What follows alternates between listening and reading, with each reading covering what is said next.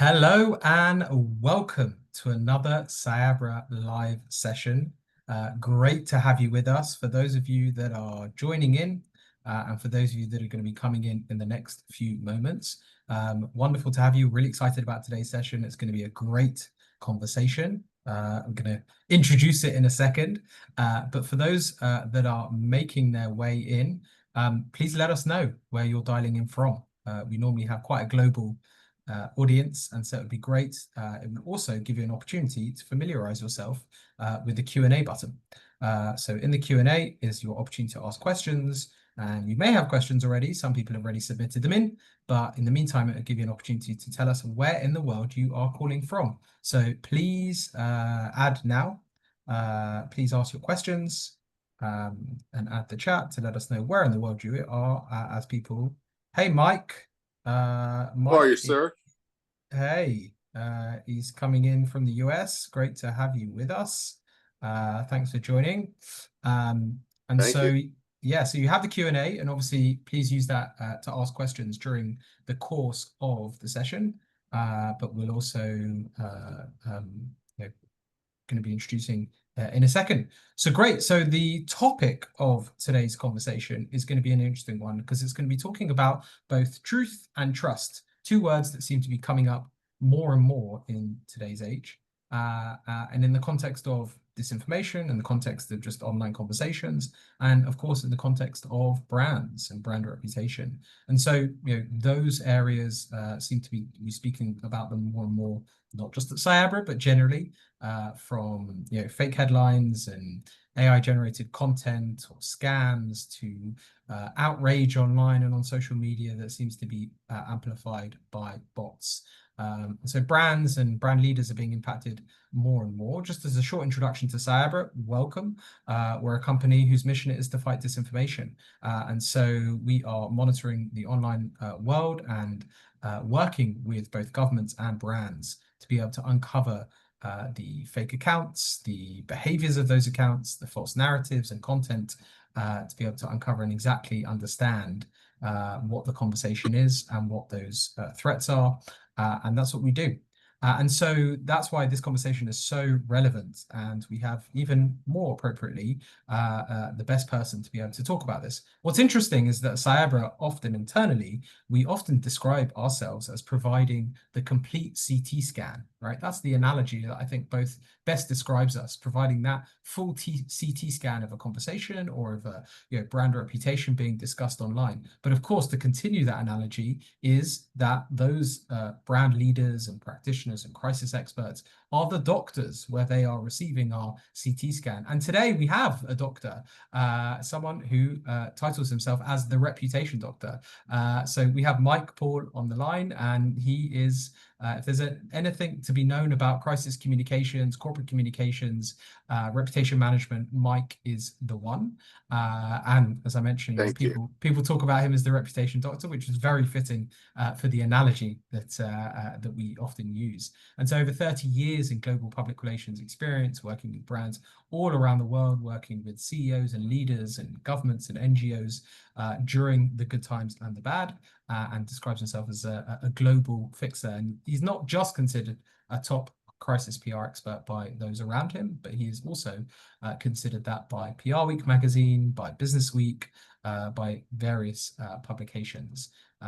So that's why we were really excited and keen to have him join us at this live session. Again, a reminder, you can let us know where in the world you're calling from, and also use, you're joining us from, and also use that Q&A to ask questions. So we're going to be plowing into the conversation. We're going to be starting, and then we're going to leave some time at the end for those questions. But all that leaves me left to do is introduce and say, hey, Mike, how you doing? I'm well. Thank you, Rafi, for having me, and thank you for all those around the world who are joining us. Big topic: truth, disinformation, crises happening all over the world, and we're in a crisis environment now, of course. So, perfect time for the conversation. Absolutely. Just before we both jumped on the line to speak to each other again, we were speaking about something that Cyabra recently uncovered around the company Target. And we've been monitoring the conversation online around Target. And for those of you, watching the news around Target, that there has been pretty loud call against Target to boycott them. A lot of outrage around them, specifically regarding their DEI initiatives and their policies.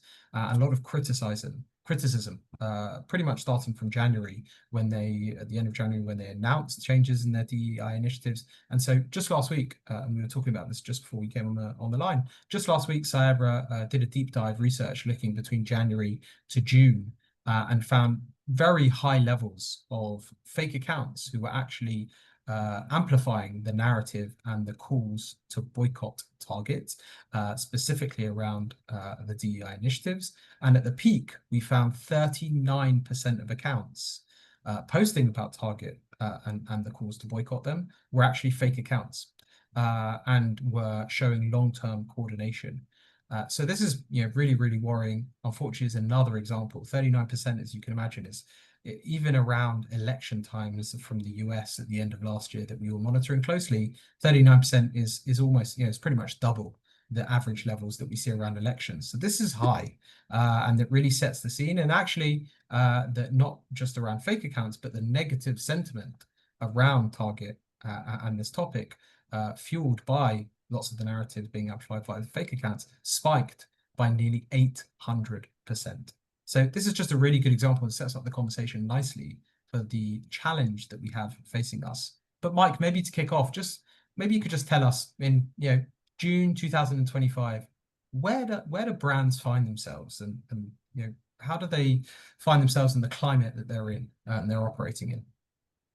Well, jumping off with that great example of Target, I mean, one of the things that you and I were saying just before we jumped on the air is you not only have to think about the hundreds of various stakeholders that are involved with a crisis situation that's based on truth, now to have to deal with disinformation and misinformation on top of traditional crisis, checklist of things in various orders of expertise, as well as in various orders of damage.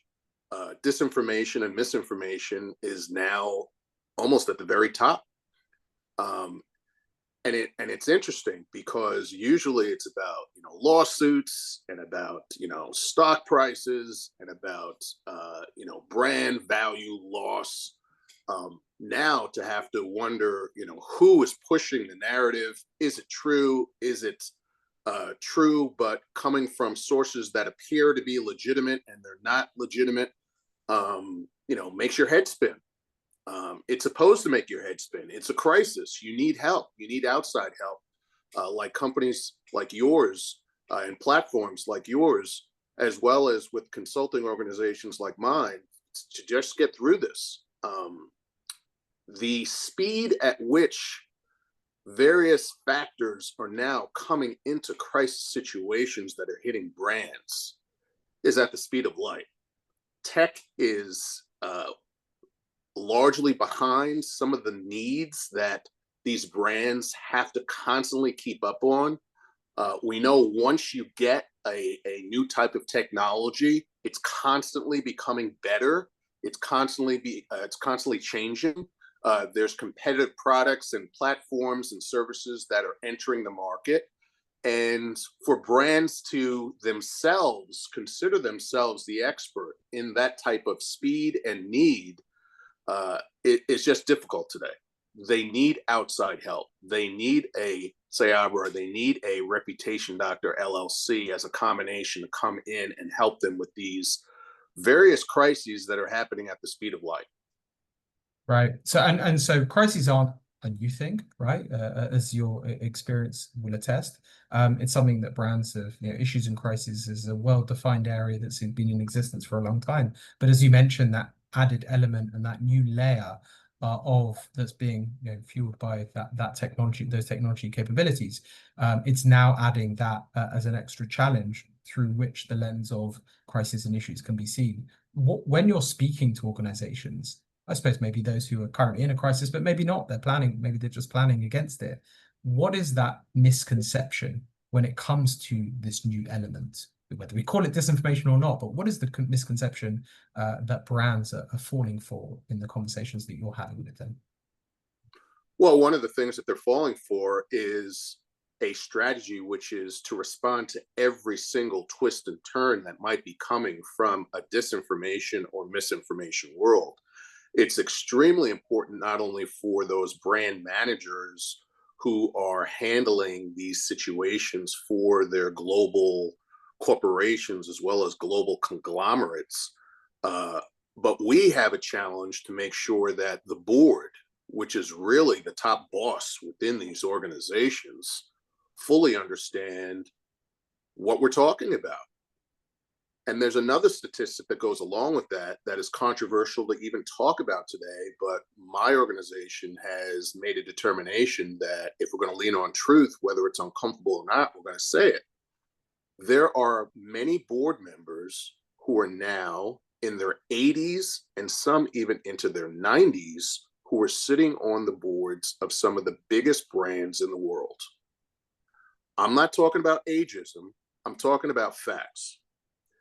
If you have more difficulty because of your age understanding technology, understanding brand crises in the 21st century, this isn't 1980, this isn't 1970, where some of these board members were CEOs back in that day, and they're still sitting on boards 20 some odd years later. You have to keep up with the changes that are happening in society.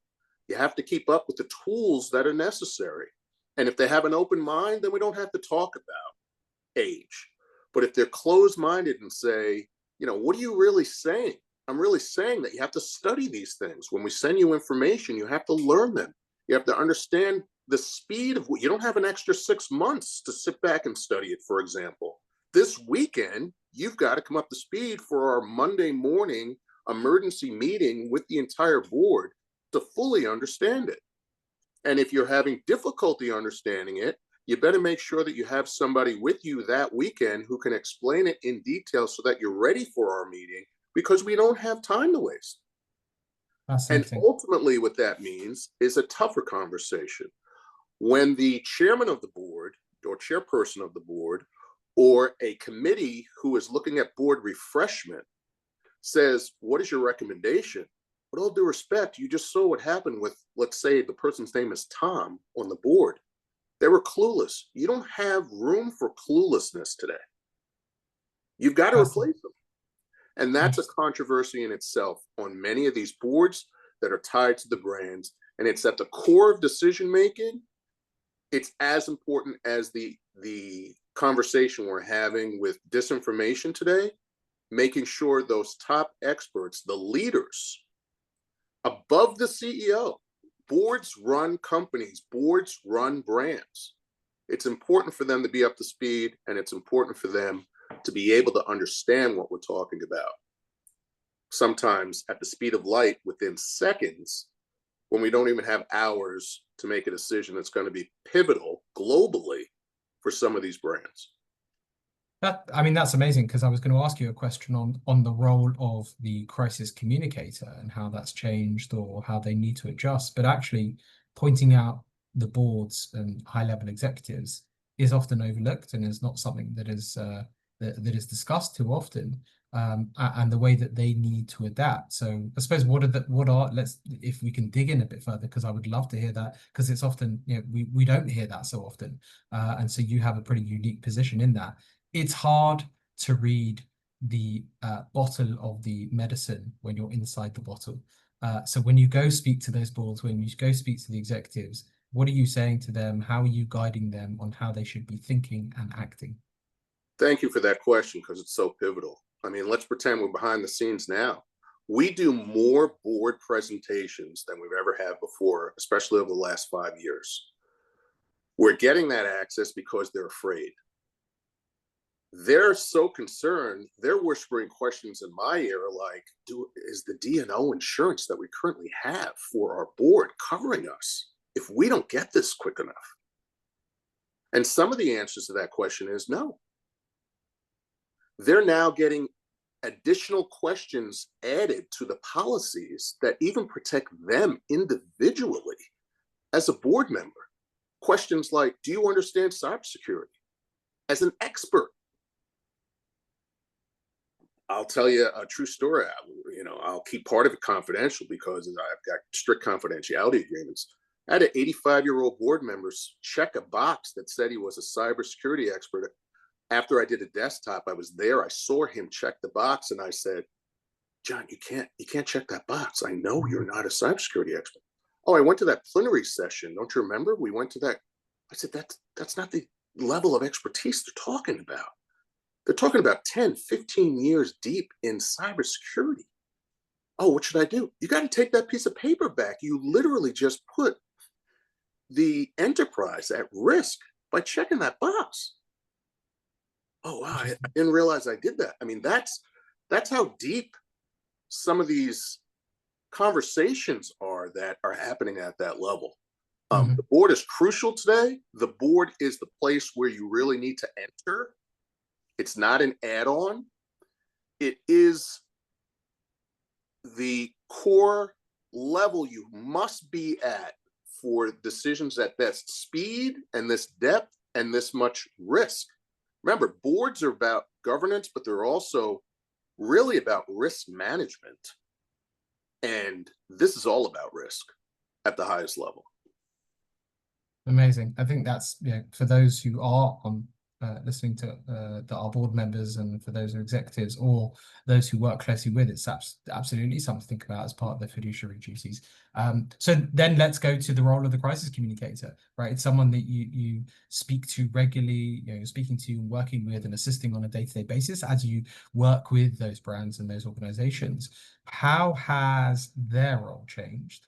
And how's it evolved?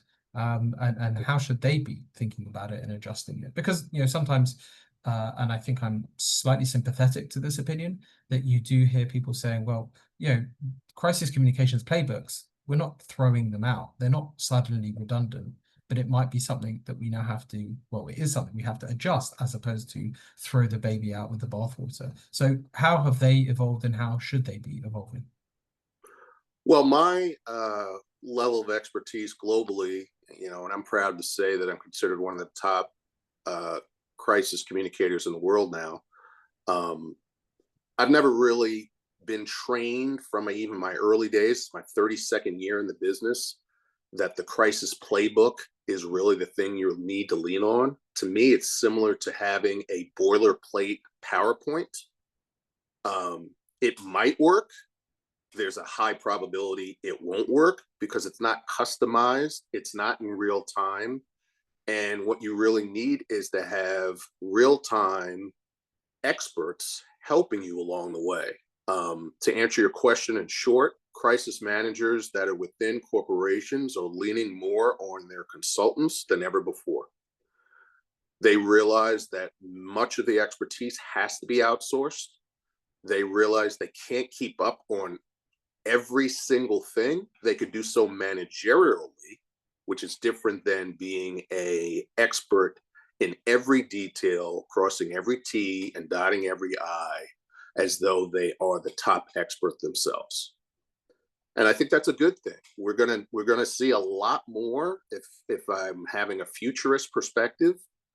Corporations and brands are going to have a lot more detail that is going to be outsourced.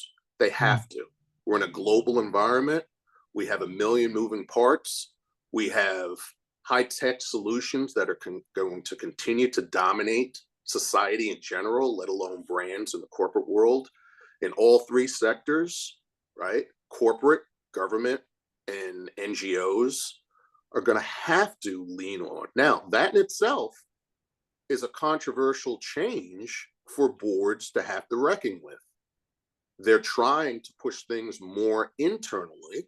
Now, that doesn't mean you can't have some top experts come into these organizations and help them manage things from a leadership perspective, and being on the outside and now they're on the inside. I think that's a good thing for every consultant organization and every platform and every piece of technology that's needed. But the budgets for outsourcing are only going to increase. The various factors, we're talking about misinformation, disinformation today. the factor of truth, the factor of accuracy, the concern and risk and fear tied to, even, as I said, board members and their D&O insurance fears as to whether they're even covered personally, those are only going to increase. Only. Cybersecurity is one area. There's hundreds of different areas of expertise that have been added to the plate of an average Fortune 500, for example, corporate board member, that has them fearful because these changes are happening at the speed of light and they involved high risk, all of them. So they need outside help. And so you mentioned the challenge, the managerial challenges. And so maybe let's dig into that, peel back a layer on that. For those who are in a crisis comms, communication, brand reputation role, what does that look like? Let's dig in a bit, kind of, tactically, operationally. You mentioned about the balance of in-house versus consultants in terms of tracking. What does a good setup look like for you on a day-to-day basis that has been set up by a brand? Well, one of the biggest things, even for startups, let alone the conglomerates that we work with, we have been educating them that even when you say that you're only in this sector of the United States, I say that's just not accurate. You're a global organization today because everyone has access to you anywhere in the world. I'll give you an example of a company that I was just talking to the other day, Costco. It's a big brand in the United States. Costco's around the world. Costco has international members. I don't think the average person even understands that. But when you're a board member or when you're a global executive, you certainly better understand that. And every single day you're thinking, how much growth do we want in the United States and how much growth do we want around the world? Big brands like McDonald's and Burger King and Ford and Toyota and others have the same concerns in all various sectors. What's the definition of an emerging market today, for example? Is it right here in the United States or is it anywhere in the globe? Is it in China? Is it in Indonesia? Is it in India? I mean, these questions are critical, right? Where can growth happen based on the playbook that you've had to date that you might be able to use, let's say, 3/4 of the same playbook, but tweak it and customize it for an additional country? Well, those are the type of questions that boards and shareholders, even if you only own one share, should be able to ask those corporations on a quarterly basis because they're critical questions today. And is that a people answer, or is that technology answer, in terms of if people are being asked, or if brands are being asked, global brands, okay, how are you set up? How are you managing that? Great question. Some of those questions, the answer is both. Many times. But again, that goes back to that experience. Who's sitting in your boardroom? Do they have the technological experience, for example, over the last 10 years to be sitting in that board seat to understand that question? In a 21st, I keep emphasizing, 21st century leadership is different. And if you don't have 21st century leaders in your C-suite and in your board, you're at risk. By the way, we haven't even talked about competitive analysis. We're talking about disinformation and misinformation. Those are, for a company who gets it and understands that their competitors are struggling in areas like you just don't have the right people sitting around the table. That's a huge advantage to a competitor. When we're dealing with crisis situations at the exact same time, I'm always asking the board and the executives within the corporation, what's happening with your competitors right now? And their head spinning and they're saying things like, Mike, I don't have time to think about that right now. You always have time to think about what your competitors are doing. They might be sending out truthful information about you all over the world to say, hey, they're going through hell right now. Come on over to us. You're reading the newspaper, you're seeing the news. You might be seeing disinformation and misinformation, but it is not within fair gamery, whatever that really means, as a competitor to utilize it as a competitive strategic tool against those that are in the same marketplace, right? It if you have doubt and you're not a perfect corporation and your competitor says, have you seen the news lately of what's going on with them? Let's have a meeting. That's a sales question that any salesperson should be able to utilize against you on a daily basis. You're supposed to think that way with everything you do. I might be number 1 or number 2 or number 3 right now, but I could be number 10 if I don't continue with the consistency and the focus and the excellent strategy that keeps me in that position. That's ultimately what we're talking about here. Whether you're a crisis manager, whether you're a board member, whether you're a supportive platform, whether you're a crisis consulting firm that's helping them, you're in that position today. And there's a positive of that when you're in a negative position too. You're currently going through struggles, but that doesn't mean you need to stay there. That's the whole reason why crisis communication exists, to invest in yourself, to better yourself, to get into a better position, right? With your brand and with your services. And let's stick with those companies that are doing it well. Amongst the companies that are doing well, you know, the theme of speed has come up a few times in the conversation so far. So amongst those companies that are doing it well, how are they balancing between speed and accuracy when responding to situations like this? Great question. And we're helping them with some of that, because one of our golden rules is when you need time to communicate that. When you go silent, people believe that you're hiding something, or you're in fear, or you are out of control and you don't understand how to mitigate the crisis. You could fill that void of information with simple communication by saying, excellent question. We are studying it. We're going to take a little time. We're not going to give you the answer based on when you want to have it, especially in a news cycle. People's lives might be at stake. A brand and services might be at stake for sure. We're studying it. We're going to get back to you soon. That's it. That's an answer. Do brands have the luxury of that answer? I mean, more and more, because that creates a vacuum, right? Do they have the ability to give that as an answer? It's probably the responsible one, but is it available? I counsel just the opposite, that the vacuum is a lack of any communication. And then people guess. Many times when people are guessing, they guess at the extremes, but you have the opportunity to fill that void. That doesn't mean it's a perfect answer.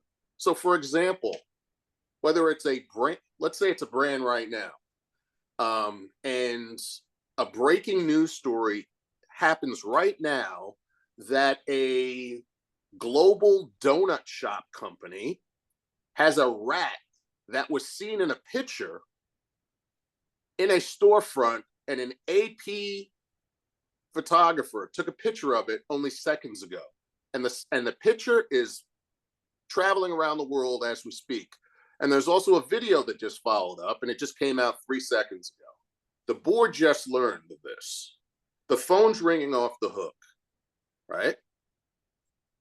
If you don't know if that's fake or truth right now, you can't simply say, including if you're a publicly traded company, you can't have an accurate communication before taking maybe another half hour to an hour to check it out.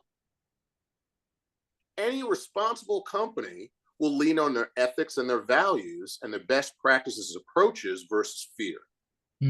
That's not going to make everyone happy. It's not supposed to make everyone happy, right? We're going to be communicating in the very near future. We're studying it right now. We'll get back to you soon. You might be, the stock might die for the next 15 minutes, but you need that 15 minutes to make sure, especially from the board to CEO level, is this information true? By the way, those rules also happen in government, dealing with police and fires and national tragedies, right? Did a bomb just get dropped? It appears to be. You're not going to say that. unless you check it out. It appears to be. I see the same video you see. I see a picture of it, but I have a responsibility. As you mentioned, the key word fiduciary responsibility as a board member and a sweet executive to be able to check it out first. Yeah, yeah. Apologies for anyone who's coming up to a mealtime. The fact that we brought up rats and rat infestations.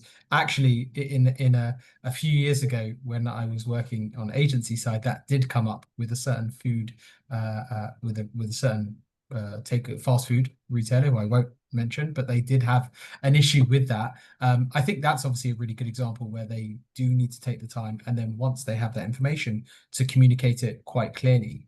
But are there examples where companies should be pushing back against falsehoods very loudly, or in fact, should they be staying quiet? I mean, you kind of referenced it slightly earlier in the conversation about times where they shouldn't be responding, or times where they should be, or they might be responding to the wrong types of people or accounts online. Are there times when you find that the companies actually should be quieter and not respond? Well, similar to the responsibility of governments and public service organizations, if there is a crisis that involves a family member, including, for example, if there was a death, there's a pause in that information publicly many times because you want to communicate with the family, for example, first before it's released. That doesn't mean that the organization didn't already do their job. They already did.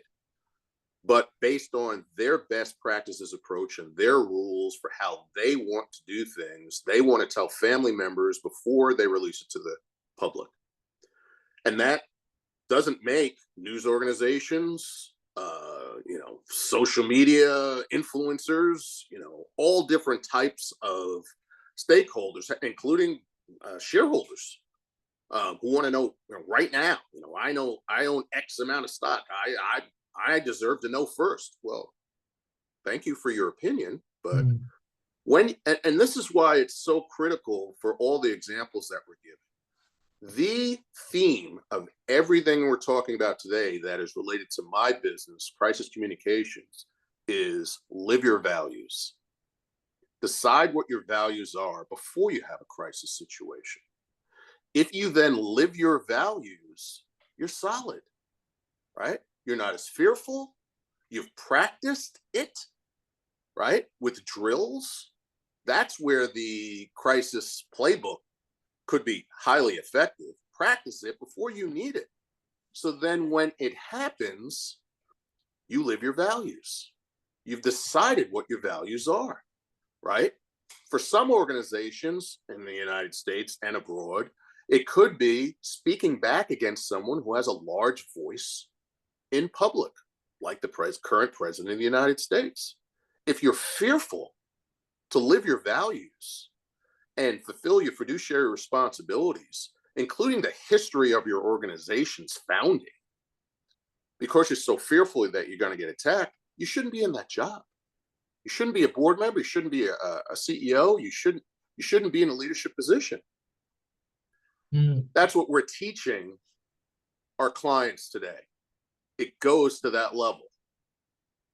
Yeah, I want to get to some of the questions that have been submitted by attendees, registrants beforehand. Obviously, there's still time for everyone to give their questions.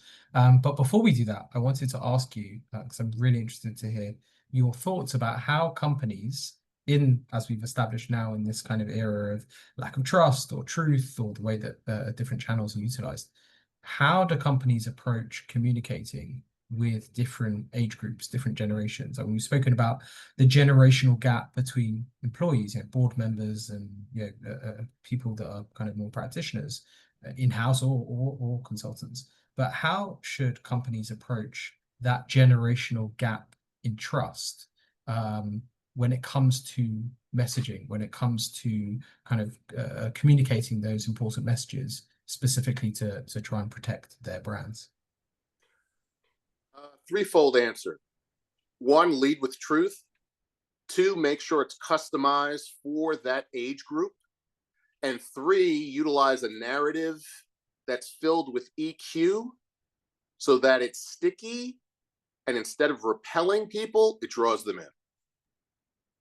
So, Nice. for example, um, let's use the Target example. There might be a product that, based on data, we know that Target has excellent sales for seniors, those over 65 years old. You're not going to utilize the same message for somebody that's Gen Z. That's just, first of all, you're not fulfilling a fiduciary responsibility. You're not hitting your target. You know it's a miss. You know that data can help you with these areas of expertise. And you want to make sure you hit the bullseye. You want to hit a home run. EQ is one of the strongest tools in the tool belt of not just a crisis communicator, but all communicators. And when we utilize it and learn more about it, to be vulnerable, for example, to add emotion to what people might be feeling when they're going through tough times, it's something that was lacking in politics. It's something that's lacking now, even with charitable organizations and NGOs that are seeking to raise money. And it's certainly lacking in brands and services and products in these crisis times. Talk about why it's important. Even if it's something as simple as eggs. If egg prices went up, you talk about, if you're the egg industry, which I had a conversation with the entire industry leaders, the association for the egg business in America. And I said, remind people why eggs are so important. Why, if the price even went up, it's still something you should want to buy. Why you make it for your family. Why it's good for your kids, different than seniors, different than older adults who are leaving in the morning. Right? Remind them with customized messages to each age group as to why you should still be buying eggs. Now that the prices come down, repeat that message again as to why it's competing with other proteins, for example. Mm, mm. Amazing, fascinating. So we're going to move on to some of the questions that we've had. One of the questions we had feels more of a, I suppose, a technical one, possibly. But it's the question is, how can you spot mis and disinformation? Well, hopefully with excellent tools like Cyabra and others that are out there. I mean, the bottom line is it's difficult in the 21st century with the messages that we're seeing in current real time to do it on your own. Even global communicators like myself make mistakes. If I were given a test right now from you guys with the top 10 spoofs, I'd probably get half wrong, right? They're that good. Whether it's back with AI, whether it's back with a partial truth, but then, enough of a spin that it's a lie. We need help from outside platforms, outside data, other factors that tell us why it's either truthful or false, why it's misleading and misinformation, and the difference between misinformation and disinformation. It's just the world we live in today. We've all been fooled by various AI tools. We've all been fooled by information that sounds like it can be true. We don't understand how psychologically, because we want something to be, spun in a particular way or lean towards our belief as to how our hearts attach to various messaging. All of these factors and so many more are the reason why we need outside help. Mm, amazing. I wanted to also ask you about the role of communicators. We spoke earlier about manufactured outrage. We spoke about examples of brands experiencing and suffering from that. Generally speaking, the role of communicators, what role and how can comms professionals promote more critical thinking amongst the general population, amongst people absorbing the information on social media and online, so that they can be prepared and so that they can have a better muscle to apply themselves when reading information about brands or otherwise. Well, one of the things that the communication industry, whether it's public relations or whether it's any vehicle that or expert that communicates, has to get into as a daily must is spin is a lie, and it's a 4-letter word for a reason. If you live in the world of kind of true or thinking that spin's okay, you're going to have difficulty with any healthy boundaries. Ultimately, what we're talking about is tools that are going to help us to decipher and understand those healthy boundaries. It's not just going to be communicators, it's going to be what's happening in our own hearts and the decisions that we make in the way in which we speak and the decisions that we make that also are a factor. You can be highly influenced, for example, from a data perspective, if you are confused about what I'm talking about right now. If you have healthy boundaries in your own life and in your own communication, that you lean on truth more than lies, for example, you'll have a better understanding and you'll be able to utilize the tools in a more effective way. But I think societally, not just with those bad actors, we give ourselves a pass with all kinds of things, right? When, for example, a secretary in a government suddenly says, no, these things you don't need, your child doesn't have to have these shots. Do you realize the risk that if you're wrong, that you're putting not only with your child, but maybe in the entire school and in other families if you don't get the vaccine? Because you might have a personal inkling towards whether it's safe or not, or a political leaning, even worse, that suddenly you're going to make a decision that can affect your life and the lives of others based on that.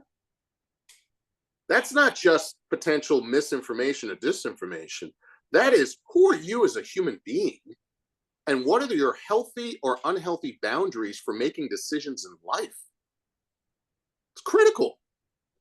So I start there because the communications industry, especially from a crisis PR perspective, has asked me over the years these types of questions. And I say, we've got to start with ourselves first before we start pointing a figure out. If we're really the communication experts, let's get our house in order. Do we have healthy boundaries? Do we live our values? Do we understand that truth is where we're supposed to be centered in all the things that we do? We're not perfect. Admit when we do wrong, right? That's not happening, sadly, in society today. And when you get spoofed by something you saw on social media, I mean, I have friends that send me things that are in social media that are dealing with health on a daily basis. And they say, Mike, you should take this new pill, or you should look at this. And I said, the person's got a white jacket on. You think that's a doctor? What are you talking about? The guy didn't say he was a doctor. You just said he was a doctor. And you're going to risk your life and take that tomorrow because you saw a 15-second video?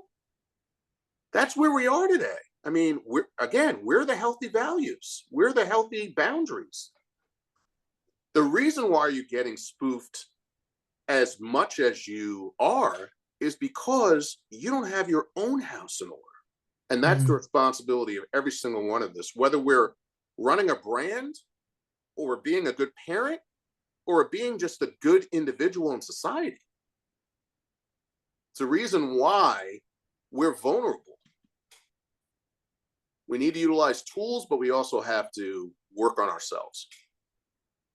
Well, Mike, this has been a fascinating conversation. I knew it'd be fascinating, and I knew that we would run out of time to cover everything we wanted, and both of those things are correct. Although during this conversation we have spoken about truth and trust, we've spoken about the importance of speed and adapting, when to provide speed and when not to. We've spoken about the perspectives from boards versus communications professionals and the different challenges that both of those from both of those perspectives, that we've spoken about the balance between in-house and external communications. We've spoken about the different types of when to respond and how to respond, and crucially, many times during this conversation, we've spoken about values and the importance of values and living those values. Mike, I really appreciate your time. It's been great to have you on. Really enjoyed the conversation.